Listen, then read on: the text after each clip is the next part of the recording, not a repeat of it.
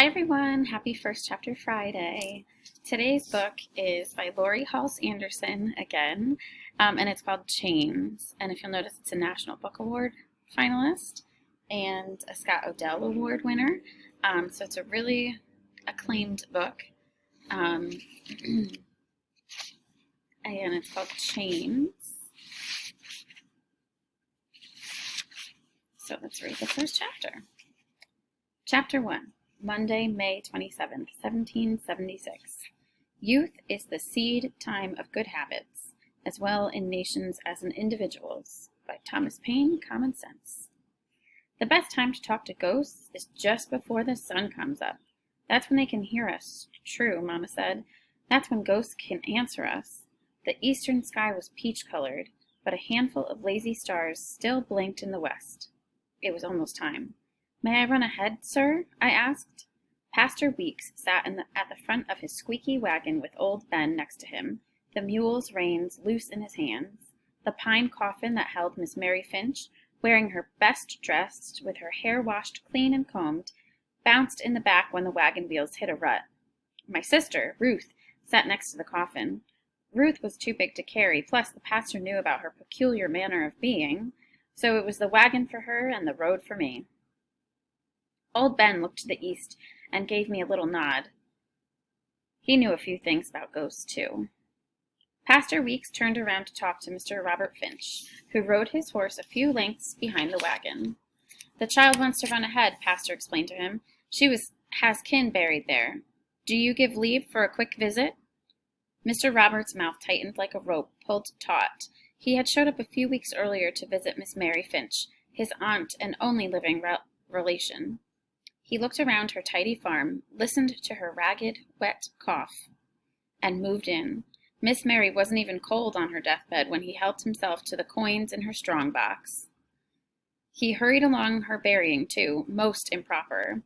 He didn't care that the neighbors would want to come around with cakes and platters of cold meat and drink ale to the memory of Miss Mary Finch of 2, Rhode Island. He had to get on with things, he said. I stole a look backward. Mr. Robert Finch was filled up with trouble from his dirty boots to the brim of his scraggly hat. "Please, sir," I said.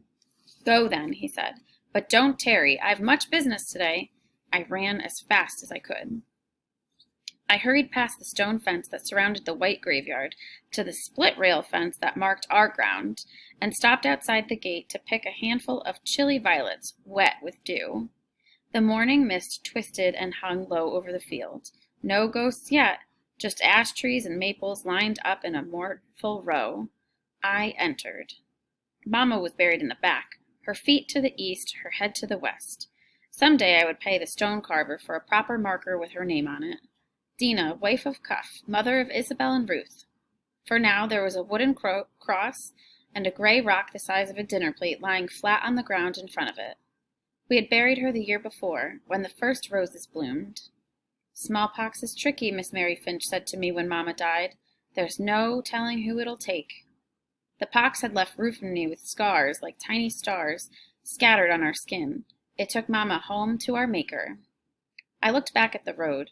Old Ben had slowed the mules to give me time. I knelt down and set the violets on the grave. "It's here, Mama," I whispered, "the day you promised, but I need your help. Can you please cross back over for just a little bit?"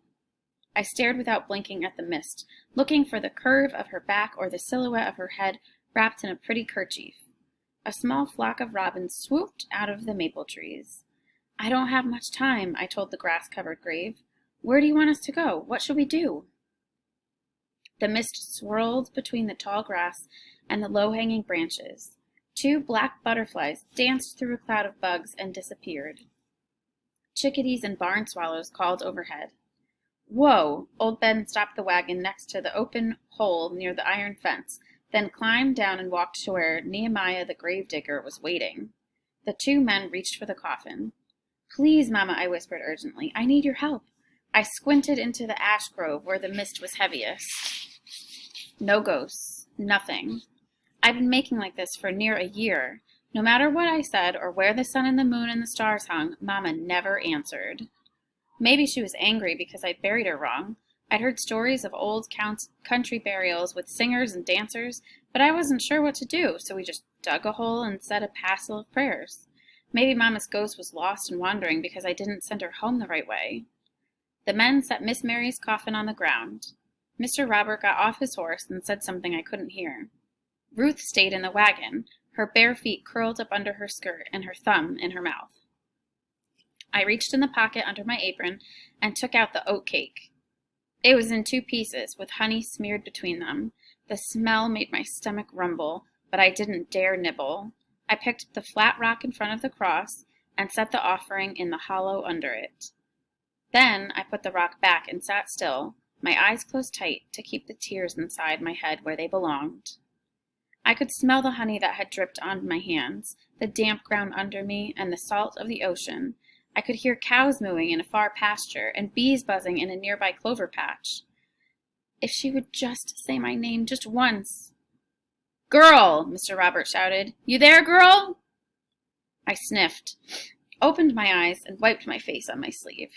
The sun had popped up in the east like a cork and was burning through the morning mist. The ghosts had all gone to ground. I wouldn't see her today either. He grabbed my arm and pulled me roughly to my feet. "I told you to move," Mr. Robert snarled at me. "Apologies, sir," I said, wincing with pain. He released me with a shove and pointed to the cemetery where they buried white people. "Go pray for her that owned you, girl."